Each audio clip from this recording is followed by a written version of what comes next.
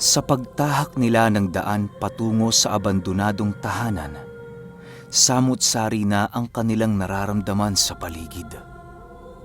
Mas tumindi pa ang pagpaparamdam na iyon nang madapo na sila sa lugar na kinaroroonan ng abandonadong bahay. Animoy kahit umaga, napakalakas ng mga presensyang bumabalot sa lugar na maging ang sinag ng araw ay hindi na nagagawang maapektuhan ang mga nilalang na naninirahan doon. Dahil sa may kalayuan ang sityong kanilang pupuntahan, kung kaya't ninais nila Eseng na bilisan ang kanilang paglalakad. Nakakapagtaka ding wala silang nakakasalubong na mga ordinaryong tao sa paligid na para bang hindi ito isang sityo ng kanilang baryo. Kahit gano'n na ang mga nangyayari, panatag naman noon ang kanilang kaisipan sa kadahilanang alam na nila ang kanilang kalibre pagdating sa pakikipaglaban sa mga nilalang na nasa kaliwa. Eseng, hindi ba magagalit sa atin si Ermitanyong Tasyo kung malaman itong kung saan-saan tayo nagpupunta? Wika ni Bipel habang sila ay naglalakad. Hayaan mo na si Lolo Tasyo, Bipel. Alam kong maiintindihan niya ang lakad nating ito. Alam mo naman, hindi kinakagalit ng matanda ang mga gawain. Basta ito ay alinsunod sa ating dakilang gawain. Sagot naman ni Eseng. Siya nga pala, Eseng. Hindi ba't mas mainam munang isanggunin natin ang mga bagay na ito bago natin tuluyang gawin? Alam kong kasama to sa ating mga dakilang gawain. Pero paano na lang kung matagalan tayo sa lugar na yan?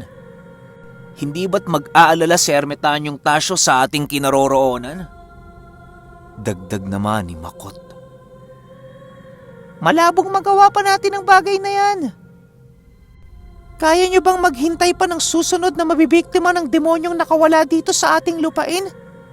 Ako hindi na. Kaya kapag nalaman ko may magagawa pa ako, gagawin ko ito ng walang pagdadalawang isip.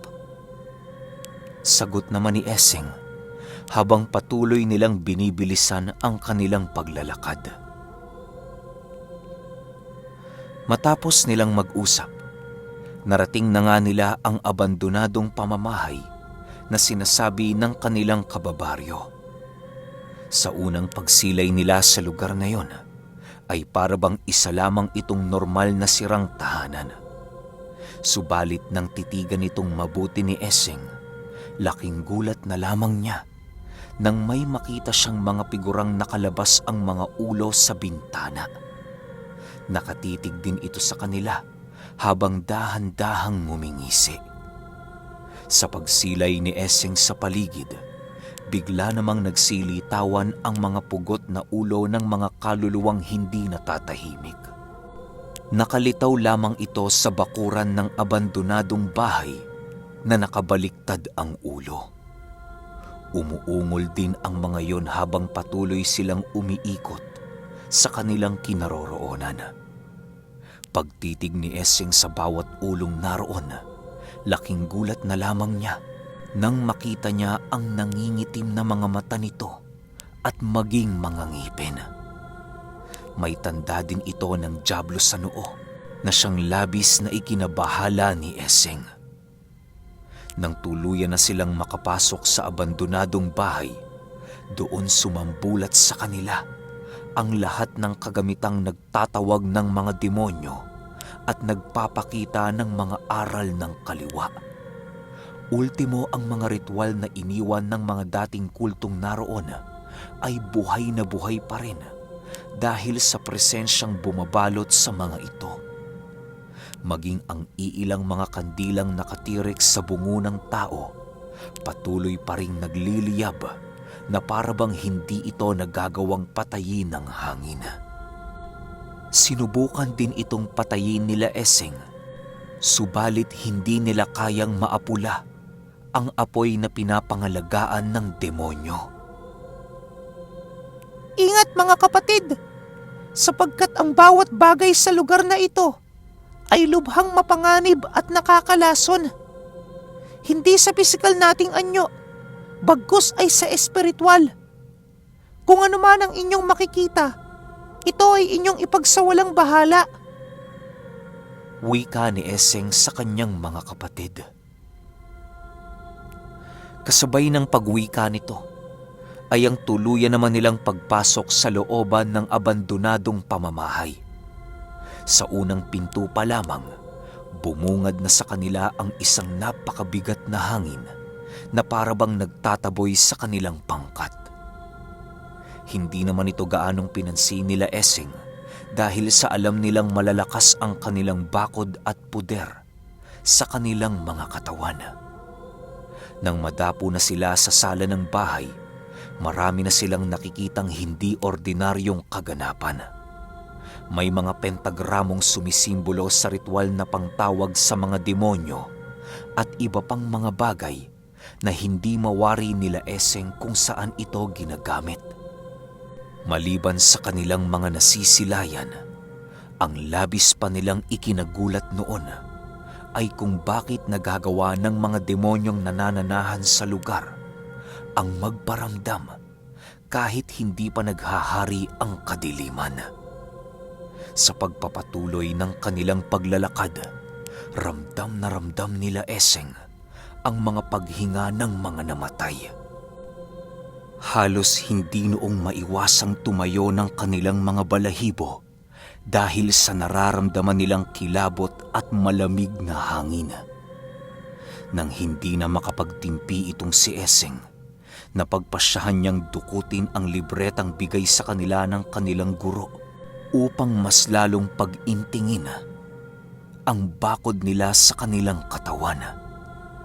Labis-labis na kasi silang nagtataka sa kung papaano pa sila nagagawang malapitan ng mga multo na nasa paligid. Sa pagpapatuloy ng kanilang pag-uusal, dahan-dahan namang nawala ang bakas ng mga kaluluwa sa kanilang dinaraanan. Ilang minuto pa ang lumipas, doon na nagawang maramdaman nila Eseng ang kakaibang presensyang patuloy na lumalapit sa kanila. Eseng, presensya ng tao yan. Wika ni Manong Timo. Oho, Manong Timo. Ngunit hindi basta-bastang tao lang. Sagot naman ito. Matapos niyang makapagsalita, agad namang tumigil si Barok sa kanyang paglalakad nang makasilay ito ng isang taong nakaabang sa isang masukal na daan ng bahay patungo sa pangalawa nitong palapag. Nakatitig lamang yun sa kanila habang mahigpit ang pagkakahawak sa kanyang dalang patalim na merong dugong tumutulo. Ano ang pakay ninyo sa tahanan ko? Hindi ba kayo pinagsabihan ng kababaryo ko na bawal pumasok dito? Wika nito sa kanila habang hinihila ang isang babaeng umiiyak. Huminahon ka, Ginoo. Hindi kami naparito upang makipaglaban. Pakawalan mo ang babaeng yan nang sa gayoy tayo'y makapag-usap ng mahinahon. Wika ni Manong Timo. Naparito kami dahil may mga haka-hakang sinasabi ang aming mga kakilala tungkol sa nagaganap na patayan sa lugar na ito. Tsaka, hindi ka ba natatakot sa pinaggagawa mo? Tirik na tirik ang araw meron kang dalang kutsilyo at marahas ang pakay mo sa kapwa mo. Dagdag pa nito. Nang marinig ito ng lalaki, tanging pagngisi lamang ang ginawa nito habang nagwiwika ng, Bakit? Pamilya ba kayo ng mga pinatay ko at papatayin ko? Naghahanap ba kayo ng hustisya? Hayaan niyong gawin ko ang nais ko. Dahil ito ay pagnanais ng ating Panginoon. Dahil sa sinabi nito, mas lalo pang tumindi ang galit na nararamdaman noon ni Eseng. Halos hindi na niya magawa pang pakalmahin ang kanyang sarili dahil sa mga katagang kanyang narinig at ang peligrong maaaring kahahantungan ng babaeng kanyang tangan-tangan. Ilang minuto pa ang lumipas at biglang sumagot ito ng, Walang Panginoon ang naghahangad ng kamatayan sa kanyang likha! Napakasinungaling mo, demonyo! Naglalahad ka ng maling aral at paniniwala! kasabay nito ay ang mabilisan naman niyang pagbunot ng kanyang sundang at walang pagdadalawang isip na sumugod sa kinaroroonan ng lalaki. Nang masipat naman siya nitong papalapit na, mabilisan din naman itong kumaripas ng takbo at walang pag-aatubiling tumalon sa napakataas na pader na siyang naghihiwalay sa kanya at sa pangkat ng mga antingero. Ang babaeng hawak-hawak nito ay naiwang nakahandusay sa lupa nang wala ng malay. Pagsipat ni Eseng sa pader na tinalunan ng lalaki, laking gulat na lamang niya nang masipat niya ang napakataas na pader na imposibleng talunin ng isang ordinaryong nilalang. Matapos ang mga pangyayari, ninais na lamang nilang lapitan ang walang malay na batang babae upang ito ay bigyan ng tulong. Sa pagkakatanda ni Eseng, nasa edad 14 na taong gulang ang batang yon kung hindi siya nagkakamali. Sa pagpapatuloy ng kanilang pananatili sa lugar, ninais na lamang nila itong libutin upang mapuntahan ang dinaanan ng lalaki. Subalit pagdating nila sa lugar, wala na silang nakitang kahit katiting na bakas na maaaring pinagtakbuhan ito. Wala namang nagawa noon sila Eseng kung hindi ang bumalik na sa kanilang tahanan upang isangguni ang mga pangyayari. Sa pagsapit ng hapon noong mismong araw, napagpasyahan ni Ermitanyong Tasyo na pabantayan sa kanyang mga disipulo ang lalaking minsan nilang nakita sa abandonadong bahay. Ninais na din nilang patirahin na muna sa kanilang tahanan ang batang babae upang kahit papaano'y masiguro nilang hindi na ito babalikan ng demonyo. Maaari kasing balikan ng lalaking yon ang bata dahil maaaring ito ang kanyang iaalay sa demonyong kanyang pinaglilingkuran. Iba yung pag-iingat lang, Eseng, sa iyong pangkat. Alam ko namang alam mo na ang iyong gagawin upang maiwasang malagay kayo sa alanganin. Marami ka ng pinagdaanan, kaya tiwala na akong marami ka ng natutunan. Wika ni Ermitanyong Tasyo. Matapos nilang makapag-usap, dali-dali rin naman nilang ginawa ang kanilang mga gawain sa bahay na yon. Sinelyuhan nila noon ang walang kamalay-malay na batang babae sa pamamagitan ng pagkulong dito at pagtali sa kanyang mga kamay at paa. Kinakailangan nilang gawin ang bagay na yon upang masiguro nilang hindi rin sugo ng demonyo ang bata. Nang matapos na ang kanilang trabaho, agad din namang nagpaalam sila Eseng sa kanilang guro. Bale, ang matitira lang sa kanilang tahanan noon ay si Ermitanyong Tasyo na siya rin namang hindi nila ipinag-aalala. Kung tutusin, mas malakas pa ng di hamak sa kanila si Ermitanyong Tasyo kung kaya't sigurado sila Eseng na ito ay pangingilagan ng mga aswang at iba pang nilalang.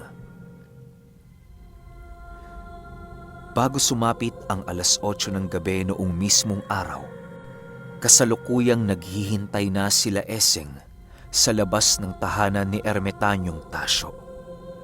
Meron pa kasi noong kinukuhang gamit si Manong Timo na siyang magpoprotekta sa kanila laban sa mga masasamang espiritu. Ang gamit na yon ay nasa kaanyuan ng isang langis na inilagay ni Ermitanyong Tasyo sa isang garapon na punong-puno ng mga halamang ugat. Yun din ang naging dahilan ng pagtagal nila Eseng sa kanilang tirahan dahil sa inalayan pa ito ng dasal ng kanilang guro upang ito ay masiguradong mabisa sa lahat ng pagkakataon. Bago pa man sumapit noon ang 8:00 ng gabi, kasalukuyan ng binabagtas nila Eseng ang daan patungo sa kanilang baryo. 3 lamang noon ang nagtataglay ng sulo dahil ang iilan sa kanila ay maiging nagmamasid sa buong paligid. Pagdating nila sa kanilang baryo, napansin nilang wala ng tao sa labas ng baryo na siyang labis nilang ipinagtataka. Kalimitan kasi ng mga ganoong oras, meron pa silang nakikitang mga matanda na nananakbo sa baba ng hagdan ng kanilang tahanan. Sa pagpapatuloy ng kanilang paglalakad, tanging pagtahulan na lamang ng aso ang kanilang naririnig at walang kahit anong naririnig na tinig sa bawat bahay nilang dinaraanan. Nang makalagpas na sila sa kanilang baryo, doon na dahan-dahang nagbago ang lahat ng nasa paligid. Kahit wala namang nakikita noon sila Eseng, ay parabang merong nagsasabi sa kanyang kalooban na nalalapit na ang panganib sa kanilang pangkat. Nang paulit-ulit na niya itong nararamdaman, bigla namang lumitaw ang kanyang kasanggang duwende sa kanyang isipan. Eseng, hindi maganda ang pupuntahan yung lugar. Mag-iingat kayo dahil nararamdaman ko ang presensya ng kapatid ni Tasyo. Wika ng duwende. Nang marinig ni Eseng ang sinabi nito, ay parabang nawala ang lakas ng kanyang mga paa na muling humakbang sa lupa. Pilit naman niya itong ginagalaw, subalit hindi niya talaga ito magawa. Parabang ang kanyang mga paa noon ay merong sariling buhay na siyang nagdedesisyon ng sa tingin nila ay tama. Nang mapansin naman ni Manong Timo ang kanyang ginagawa, bigla itong lumapit sa kanya at nagwika ng, Eseng, tayo na. Kanina ka pa hinihintay ng ating mga kapatid. Dahil sa sinabi nito, tuluyan na ngang nawala ang kakaibang nararamdaman noon ni Eseng. Sa pagpapatuloy ng kanilang paglalakad, doon na niya inilahad kay Manong Timo ang pagbago ng kanilang plano. Ayon sa kanya, na mas ligtas dumaan sa talahiban kesa dumaan sa daang nagtuturo sa abandonadong tahanan. Nang marinig ng kanyang mga kapatid ang kanyang sinabi, marami naman sa mga ito ang hindi nagustuhan ng kanyang plano. Alam kasi nilang mas mahihirapan silang dumaan sa talahiban sa kadahilanang mas marami doon ang nakaambang panganib. Maliban kasi sa mga kaluluwa, alam din nilang napakaraming ahas sa lugar na yon. Subalit dahil sa matinding pangungulit ni Eseng, kung kaya't hindi naglaon ay nagawa na din niyang mapapayag ang kanyang mga kapatid. Kahit papaano, patuloy pa ring nagtitiwala ang mga ito sa kanyang nais dahil sa alam nilang marami na siyang napatunayan. Huwag niyo sanang ikakasama ang aking pasya, mga kapatid. Ginagawa ko lamang ang naaayon bilang isang pinuno ng ating pangkat. At yun ay ang protektahan kayo sa lahat ng oras laban sa mga hindi inaasahang pangyayari. Magtiwala kayo dahil para din naman ito sa ating kaligtasan. Wika ni Eseng. Ilang minuto pa ang lumipas. Patuloy na nga nilang binabagtas ang nagsisitaasang talahib.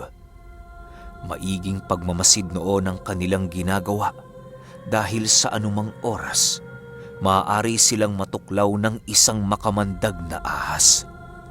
Nakahanda naman noon ang gamot ni Manong Timo sa sinumang maaaring sumapit ng ganoong insidente. Habang pinagmamasdan nila ang buong paligid, pansin nila ang pagbabago ng hangin sa lugar na yon. May iilan na ding mga uwak na naroon na siyang nagbibigay ng masamang pangitain sa lugar na kanilang nais marating.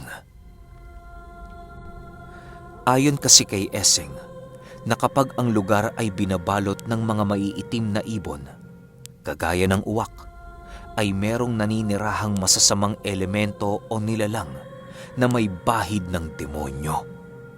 Lalo na kung ang pagsikumpulan ng mga ito ay hindi ordinaryo. Makikita mo ang lakas ng demonyong naghahari sa lugar sa dami ng mga itim na ibon na naroroon. Sa pagpapatuloy ng kanilang pagmamasid, kung ano-ano na ang naging haka-haka nila sa mga maaaring nagaganap sa loob ng abandonadong bahay. Merong kasing naaaninag noon sila Eseng na isang maliit na gasera, subalit wala silang nakikitang taong naglalakad. Ilang minuto pa ang lumipas, laking gulat na lamang nila Eseng nang makasilay sila ng isang kamay sa labas ng bintana ng pangalawang palapag ng bahay. Alam nilang kamay yon ng lalaki, ngunit hindi nila alam kung ano ang ginagawa nito sa loob. Kasabay ng pagbaba ng kamay nito ay ang mabilisan namang pagsiliparan ng mga uwak na siyang labis nilang ikinagulat. Hindi na ata maganda ang mga nangyayari sa loob ng bahay na yon, Kuya Timo. Ano? Pasukin na ho ba natin? Tanong ni Julio. Maghunos dili ka, Julio, sapagkat hindi natin alam ang mga nanananahan sa lugar na yan. Isipin mo, papasukin natin ang lugar na yan sa mismong paghahari ng gabi. Hindi ba kahibangan kung maituturing ang pasyang yan, kapatid? Sagot naman ni Manong Timo. Nang marinig ito ni Julio, ninais na lamang niyang sundin ang sinabi ng kanyang kapatid. Kahit papaano, hindi niya magagawang maipagkaila ang sinabi nito dahil sa iyon ay totoo. Tama siya, kapatid. Hindi natin kinakailangang magpadalos-dalos. Teritoryo to ng kalaban, kaya kinakailangan nating magkaroon ng matinding pag-iingat. Sagot naman ni Eseng. Isang oras pa ang lumipas. Patuloy pa rin silang nagmamasid sa paligid. Wala na silang nakikita noon sa lugar kung hindi ang mga multong naglalakad at mga ulong lumilitaw sa bakuran ng abandonadong bahay. Wala na din sila noong pagnanasapang pumasok sa tahanang yon sa kadahilanang nais muna nilang pag-aralan ang buong paligid bago nila gawin ang kanilang naiisip na plano.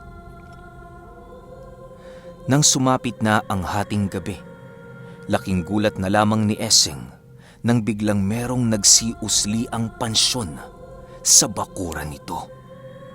Kasabay ng paglitaw ng 5 pansyon ay ang pagsilay naman nila Eseng sa tumatakbong lalaki.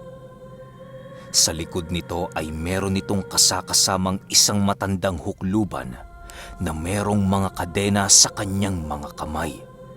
Nababalot din yon ng telang itim kung kaya't hindi nila ito nagawang masilayan. Sa paglapit nito sa 3 pansyon ay siya namang paglitaw ng duwendeng kanyang gabay sa kanilang harapan. Eseng! Si Kanyas! Sigaw ng duwende. Nang marinig ni Eseng ang sinabi nito, halos hindi niya magawang makagalaw sa kanyang kinaroroonan na para bang binalot na naman siya ng takot sa buo niyang katawan. Habang patuloy niyang pinagmamasdan si Kanyas, wala namang nagawa si Eseng kung hindi ang matulala sa kanyang mga nakita. Ramdam na ramdam niya kasi noon ang pagkatakot sa kadahilanang kahit anong gawin niya, bumabakas pa rin sa kanyang isipan ang trahedyang dinulot sa kanila ni Kanyas. Kahit nasa antas na din siya noon ng pagiging isang antingero, aminado pa rin noon si Eseng na hindi pa sapat ang kanyang kakayahan upang labanan ang hukluban. Animoy kapag nakikita niya si Kanyas Nawawala ng kakayahan ng kanyang sarili na gamitin ang lahat ng kanyang kakayahan upang ito ay kanyang malabanan. Halos wala ng pagtitiwala noon si Eseng sa kanyang kakayahan dahil sa takot na naibigay sa kanila ng matandang hukluban. Ilang minuto pa ang lumipas, natapos na nga ang ginagawang paghuhukay ng lalaki. Sa pagsilay dito ni Eseng, bumungad sa kanila ang isang kabaong na napakatagal nang nakabaon sa lupa. Hindi nila alam kung ano ang gagawin ng mga ito doon, kung kaya't pinili nilang umantabay sa mga susunod na pangyayari. Crisostomo, kunin mo ang kaliwang hintuturo ng ina ko. Huwag mo itong hahawakan ng iyong walang kwentang kamay dahil sa masyado itong sagrado. Bilisan mo aking alipin. Malapit nang matapos ang paghahari ng kadiliman. Wika ni Kanyas. Kasabay ng pagwika nito ay ang pagbagsak naman ng kanyang libro na siyang agad din namang nilamon ng apoy. Nang masipat ito ng mga kapatid ni Eseng, ay halos maging ang mga ito hindi magawang makapaniwala sa kanilang mga nakita. Doon na din dahan-dahang pumasok sa kanilang mga isipan na maaaring ang kapatid ni Ermitanyong Tasyo ang pumatay sa mga batang napapabalita sa kanilang baryo. Kahit alam na noon nila Eseng ang kanilang kalaban, hindi pa rin nila ito nagagawang kumprontahin. Ilang minuto pa ang lumipas, biglang hinigop ni Kanyas ang lahat ng pugot na ulong nasa paligid sa pamamagitan lamang ng pagbukas ng isang garapon. Matapos niya itong gawin, dali-dali rin naman naglakad sila ng kanyang alagad papasok sa abandonadong tahanan. Nang tuluyan ng bumalik ang katahimikan sa paligid, ninais na lamang nilang bumalik na sa tahanan ni Ermitanyong Tasyo upang ibalita ang kanilang mga nakita. Habang binabagtas nila ang daan pauwi, wala ni isa sa kanila ang nagawang pag-usapan ang mga bagay-bagay. Animoy lahat sila ay nakaramdam ng matinding takot nang masilayan nila si Kanyas sa personal nitong kaanyuan. Nang marating nila ang tahanan ni Ermitanyong Tasyo, nadatnan nila ang matanda na nananakbo sa labas ng kanyang bahay. O Eseng, kumusta ang lakad ninyo? Tanong ni Ermitanyong Tasyo. Hindi ho maganda ang aming lakad ngayong gabi, Lolo Tasyo. Ang inyo ho kasing kapatid ay nasilayan namin sa abandonadong tahanan. Wika ni Eseng. Okay, ganda na sana eh. Gusto ko na malaman kung ano yung mga susunod na tagpo eh. Kung ano mangyayari, kung magiging interesado ba si Ermitanyong Tasyo. Kasi nga, doon yung kapatid niya, pupuntahan niya, gegerahin nila. Ewan ko, hindi ko pa alam yung mga mangyayari. Kasi hanggang dito pa lang yung nasisend sa atin. Pag nasend na yung 15, lapag kagad natin. Pero habang wala pa, pahintay-hintay na lang muna or baka maglapag ako ng ibang story. Yun lang. Pahintay na lang ulit. Salamat.